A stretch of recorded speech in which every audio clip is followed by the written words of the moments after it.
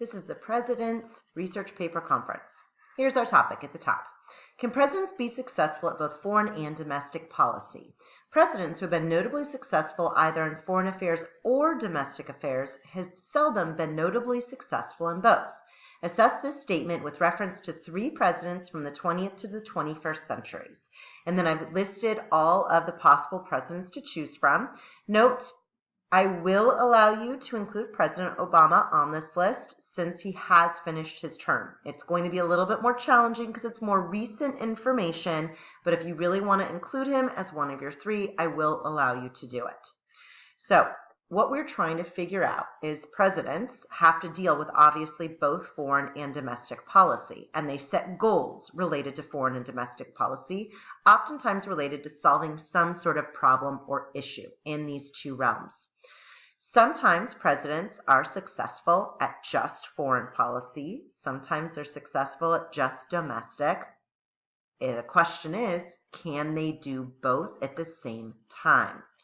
So here's how you're going to start your research process. First thing that you're actually going to do is do some research for your introduction.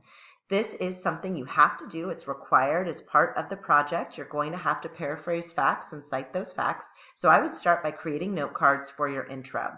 So what do you need to do for the introduction? Well, you need to define and explain some terms. For example, foreign policy and domestic policy. You need to use a dictionary, or you can also use a database.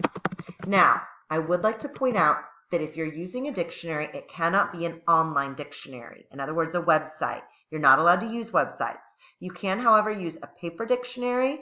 Paper dictionaries are located in the library if you don't have one at home. Those paper dictionaries count as a source.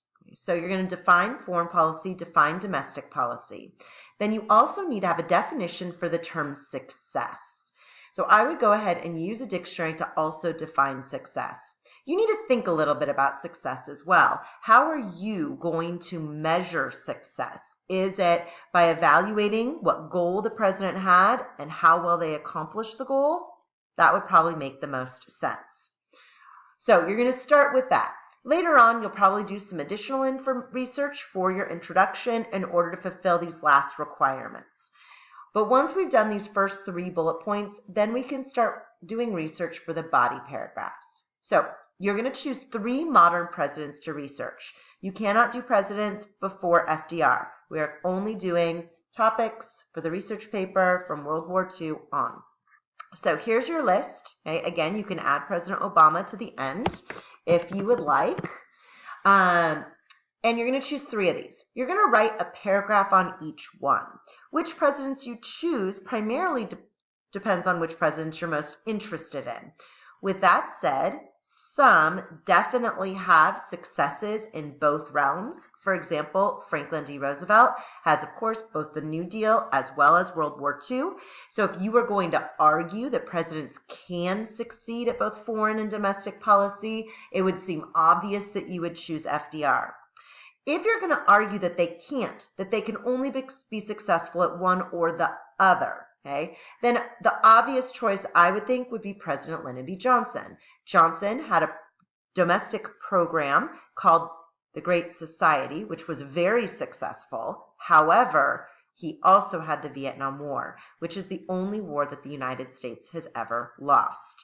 So if you were going to argue that presidents cannot succeed at both, Johnson would be seem like the obvious choice.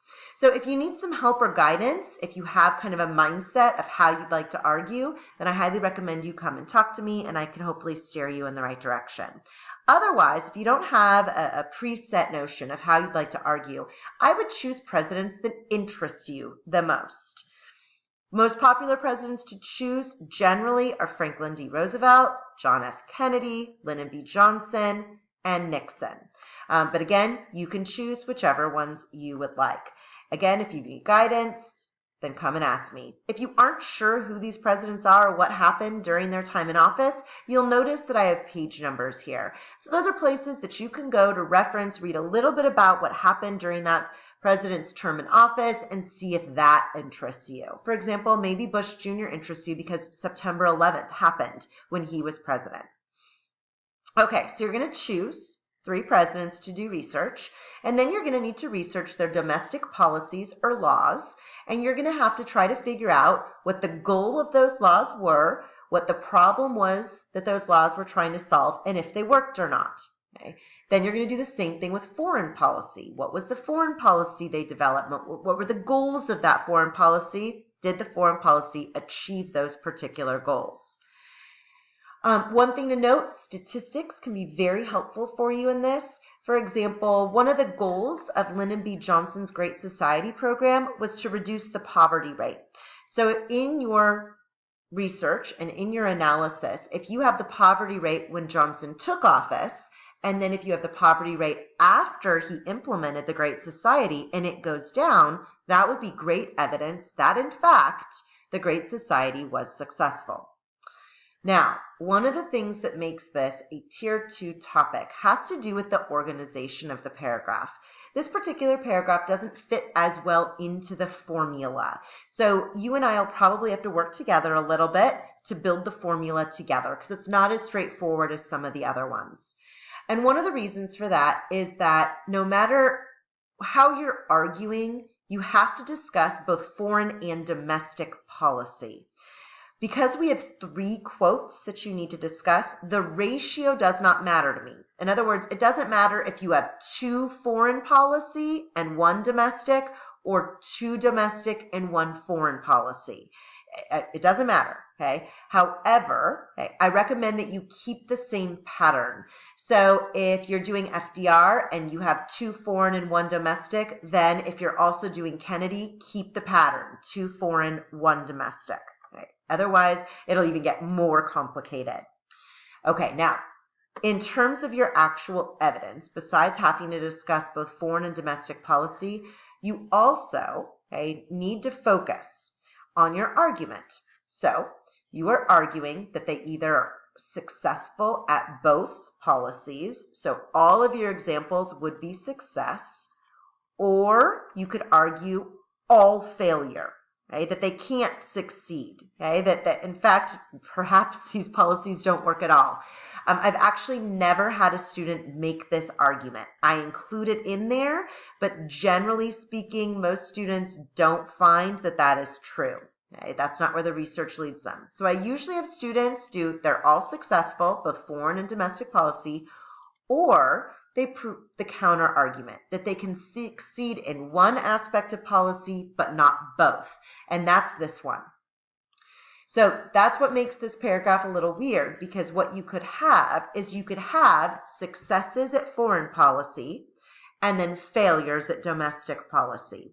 So it's this combo factor in your body paragraphs. If you choose to argue this, come and talk to me. Together we can work out a strategy and how you can implement this into your paragraph so it makes sense. But I've absolutely had students argue this if this is where your evidence leads you. Okay, let's go back up here to these recommended sources. So I do have chapters in the textbook that cover, of course, all the different presidents, as well as there are lectures. Especially, I have some great lectures coming up on both John F. Kennedy and Lyndon B. Johnson that might be really helpful for you. You can use these, however, note that there are asterisks next to them. These do not count as one of your 5 sources. These would be additional sources, like the textbook would be your 6th source, but they are good for background information, especially for your introduction and your analysis. In terms of other sources available to you, of course, you can use the databases and simply do searches for these different presidents. You can also use books in the library. Now, for the books in the library, some of the presidents we have books on, and they're these kind of like mini biographies on the books that will cover both their foreign and domestic policy. And oftentimes you're going to want to use the table of contents at the front of those books. We don't have books on all the presidents, though, especially the more modern ones, and that's simply because they are more current event, less historical. So one of the things that you can consider doing is you can, besides looking at books on specific presidents, is also look at what I refer to as decades books. The library has a whole bunch of these. And so paying attention to the years that these people are in office, and I did put them in chronological order, can help you. For example, FDR was primarily president in the 1930s. Okay, so any book on the 1930s will have information on FDR. Truman was the late 1940s, primarily into the 1950s. Eisenhower was also the 1950s. Then we have Kennedy. He was the early 1960s. Then we have Johnson. He's the late 1960s. Nixon is primarily the 1970s. We have Ford, that is the late 1970s. No one's done Ford before. People find him kind of boring, but you can check him out. Carter is the late 1970s. Oops. Then we have Reagan, who's the 1980s. I have had students do Reagan before. He is covering the end of the Cold War, so some people find that interesting. There's some foreign policy scandals that happened under Reagan. We have Bush Sr. I've actually never had anyone do Bush Sr., but again, you're more than welcome to do any of the presidents listed. Clinton is primarily the 1990s, early 1990s. Bush Jr. is the early 2000s. If you're interested in 9/11, Bush Jr. would be your choice. And then, of course, Obama is also the 2000s. So any decades books we have, you can also find these presidents in. As you're working on the paper, if you have questions, please make sure that you are asking me when we're working on it in class. Of course, you can always send me an email with questions, or when I have access sessions focused on the research paper, you can, of course, sign up for those and get answers and feedback and help from me then. Good luck!